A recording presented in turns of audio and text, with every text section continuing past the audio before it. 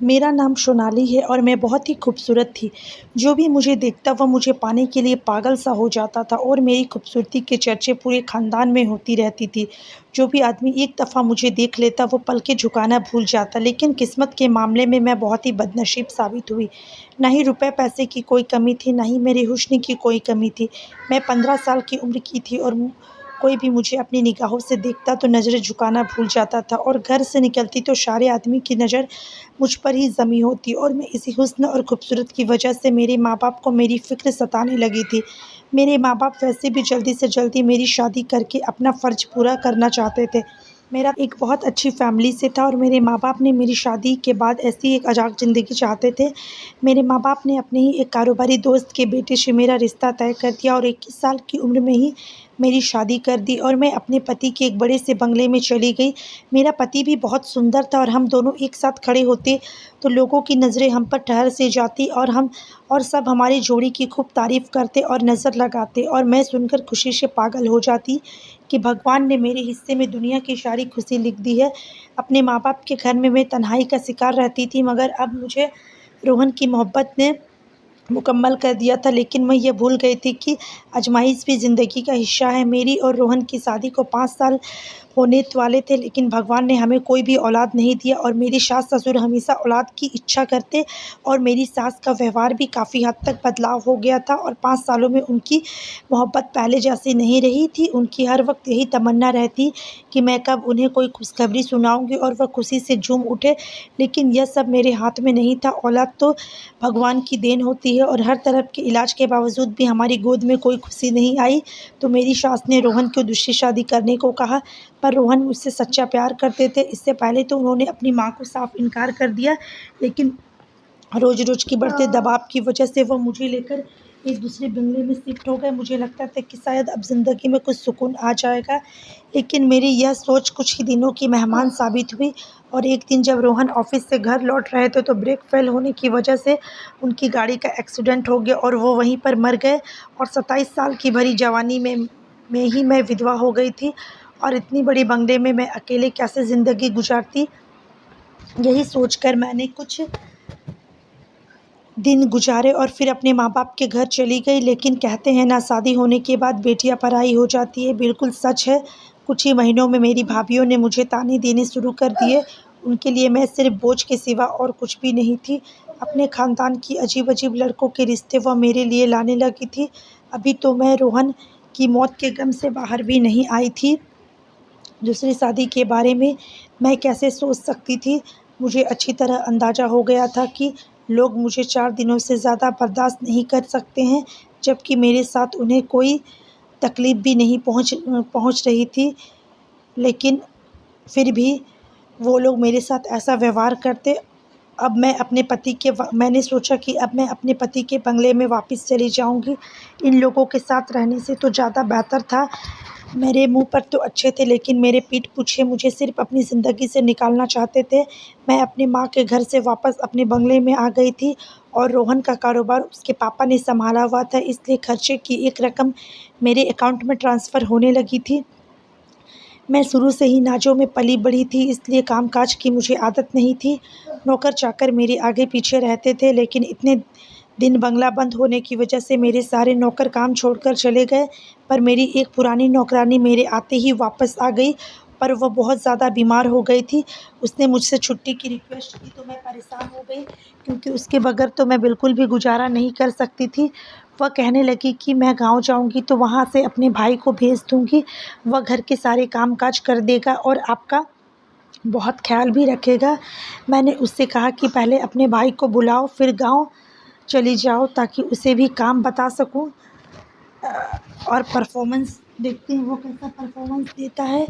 और उसने अपने भाई को गाँव से बुला लिया। उसका भाई एक 19 साल का खूबसूरत और जवान लड़का था।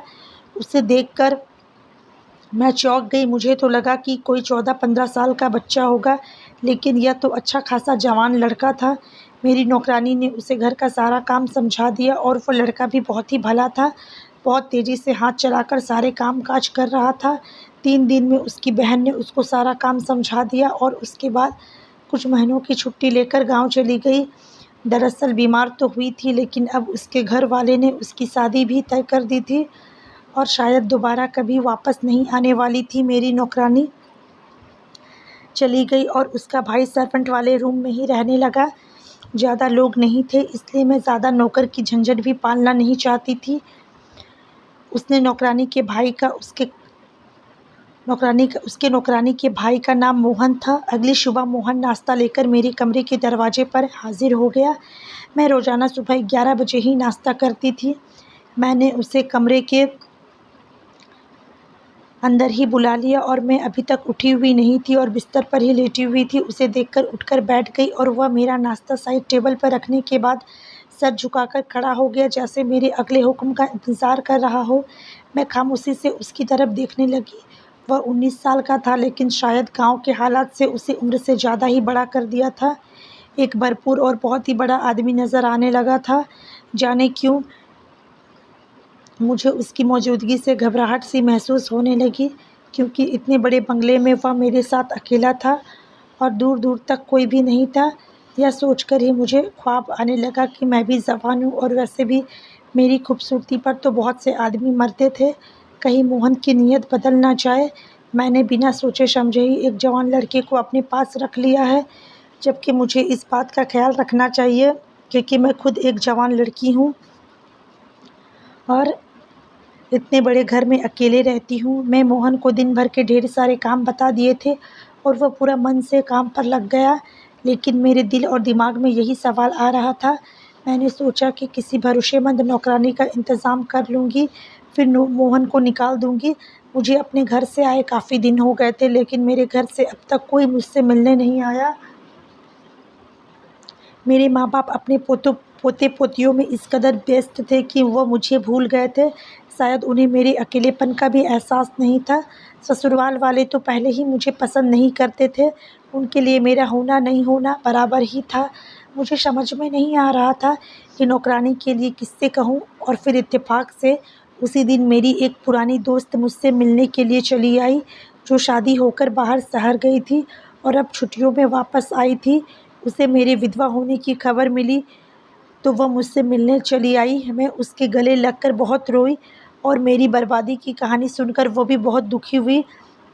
काफ़ी देर हम बैठकर दोनों बात करते रहे और फिर मैंने उसे बताया कि मैं अपने घर के काम-काज के लिए एक नौकरानी को ढूँढ रही हूँ। मेरा मोहन को देखकर वो कहने लगी, ये लड़का तो सही से काम भी तो अच्छा करता है, फिर तुम्हें क्या ज़रूरत है नई नौकरानी को ढूंढने की। मैंने उसे अपने दिल में आने वाले सवालों के बारे में बताया तो वह कहने लगी, तुम भी क्या बेवकूफ़ वाली बातें करती हो। खुद ही कह रही हो कि उसकी बहन सालों से तुम्हारी वफ़ादार नौकरानी है और मोहन भी बहुत शरीफ है, फिर खुद ही परेशान भी हो रही हो। मेरी मानो तो नौकरानी की झंझट में ना पड़ो।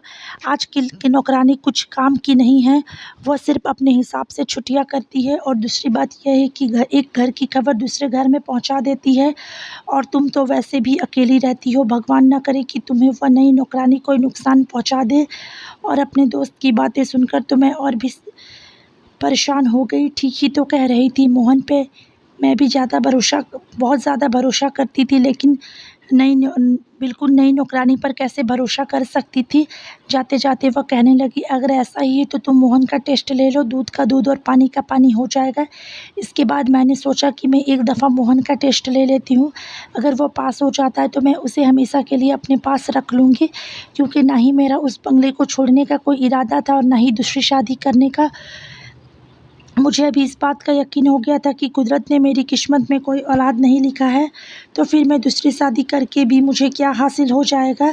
इसलिए मैं अकेली ज़िंदगी गुजारने का फ़ैसला कर लिया और मेरे इस फ़ैसले की वजह से मेरे अपने मुझसे दूर हो गए थे।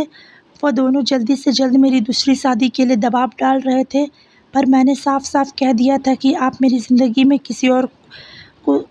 ज़िंदगी में कोई और सगा नहीं हो सकता और मोहन का इम्तिहान लेने का भी सोच लिया था। मैं पैसे और इज्जत दोनों के मामले में उसका टेस्ट लेना चाहती थी। इसलिए शाम के वक्त मैंने जानबूझकर बहुत सारे पैसे से भरा बैग किचन में छोड़ दिया और खुद अपने घर से निकल पड़ी। मैं देखना चाहती थी कि यह उसके साथ क्या करेगी।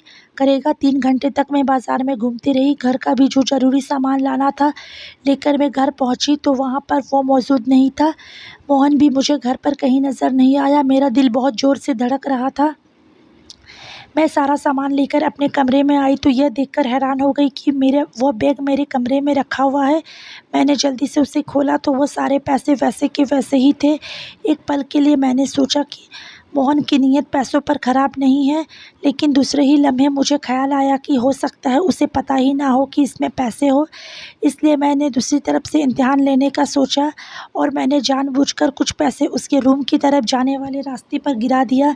मुझे यकीन था कि यह पैसे मोहन की नज़र में ज़रूर आएंगे। मैं अपने कमरे में आकर सुकून से लेट गई और मुझे सुबह का इंतज़ार था। मैं देखना चाहती थी कि वह इस इम्तिहान में किस तरह पास होगा या फिर नहीं। फिर मैं सोचती रही, लेकिन यह मेरी गलतफ़हमी साबित हुई।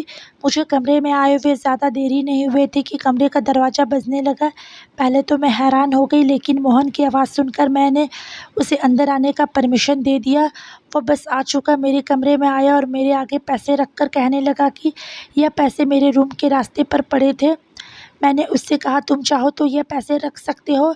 मैं उसकी वफ़ादारी का इनाम देना चाहती थी और मोहन हाथ जोड़कर कहने लगा, मैडम, मैं हराम की कमाई नहीं खाता हूँ। मैं नहीं जानता ये पैसा आपके लिए किसी और के हैं या आपके, लेकिन मैं ये पैसा नहीं रख सकता। मोहन की नीयत बिल्कुल भी साफ़ है और वह कभी भी मेरे किसी भी कीमती चीज़ों को हाथ नहीं लगाएगा।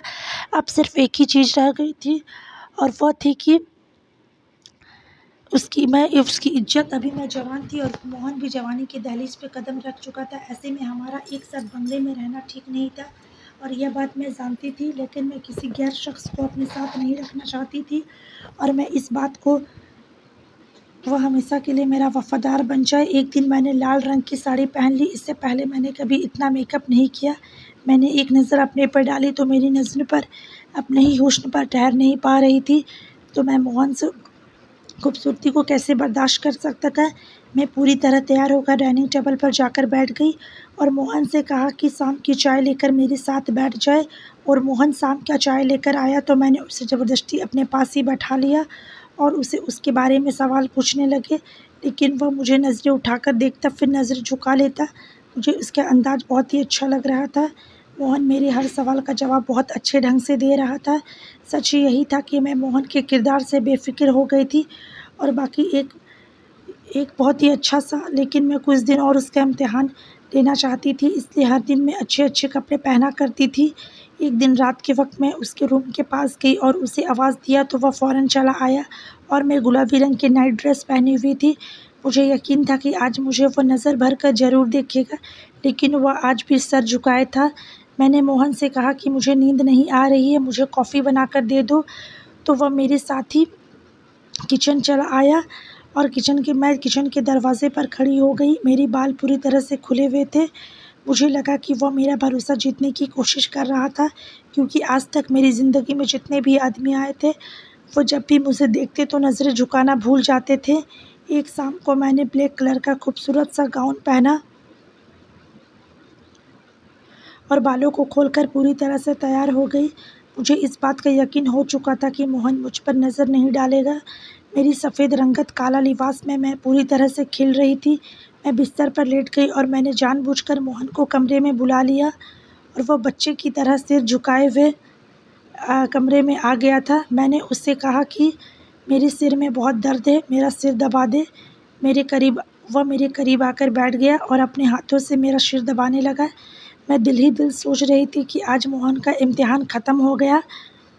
बहुत ही अच्छा लड़का है, लेकिन अचानक ही मोहन ने कुछ ऐसा किया कि मेरे तो होश उड़ गए। उसने मेरे पैरों के पास पड़ी चादर उठाकर मेरे शरीर पर डाल दिया और मुझसे दूर होकर खड़ा हो गया और नज़र झुकाकर कह रहा था कि मैडम, मैं आपके पास काम नहीं कर सकता। मैं एक शरीफ घर का लड़का हूँ और अपने आप पर काबू रखता हूँ, लेकिन आपकी जो हरकत है, यह कपड़े मुझे मेरे दामन से भटका रहा है। मैंने अपने आप को पूरी तरह से बचा कर रखा है, लेकिन अब मेरे लिए बहुत मुश्किल हो चुका है। मैं और आप इस घर में अकेले रहते हैं और अब मुझे महसूस होने लगा है कि जैसे हमारे दरमियान तीसरा शैतान आ चुका है। मुझे इस बात का डर है कि अभी तक तो मैं खुद पर काबू रखा हूँ, लेकिन कहीं किसी दिन मैं अपने आप पर काबू ना कर पाया और ऐसी हरकत ना कर बैठूँ कि ज़िंदगी भर अपने आप से मैं नज़र ना मिला सकूँ। वह लंबा चौड़ा जवां मर्द मेरे आगे खड़ा होकर आंसू बहा रहा था और मैं शर्मिंदगी में से गहरी समंदर में जा रही थी। वह तो पूरी ईमानदारी से अपना काम कर रहा था, मैं ही उसके साथ गलत हरकत करने लगी थी। उसका इम्तिहान ले रही थी या खुद को उसके आगे पेश कर रही थी। अब मुझे एहसास हो रहा था कि मैं कितनी बड़ी गलती कर दी थी। वह ठीक ही तो कह रहा था, अगर किसी कमज़ोर लम्हे में वो अपने आप पर काबू ना रख पाया और मेरे साथ कुछ गलत कर बैठता तो मैं अपनी इज्जत भी गंवा बैठती और उससे भी बद किरदार समझ लेती, जबकि गलती तो सरासर मेरी खुद की ही थी। वह वापस जाने की इजाज़त मांग रहा था। मैंने उसके आगे हाथ जोड़ दिए और उससे कहा कि मुझे माफ़ कर दो, मैं तो बस आपका इम्तिहान लेना चाहती थी, लेकिन खुद ही नाकाम हो गई थी। मैं उसके आगे खुद को बहुत छोटा महसूस कर रही थी। मोहन कहने लगा, मैडम आप खूबसूरत भी है और जवान भी है, आपको मेरे जैसे लड़के को नौकर रखने की क्या ज़रूरत है? आप किसी अच्छे और नेक आदमी से शादी कर लीजिए। मैंने उसे बताया कि अब मेरा रिश्तों से भरोसा उठ चुका है।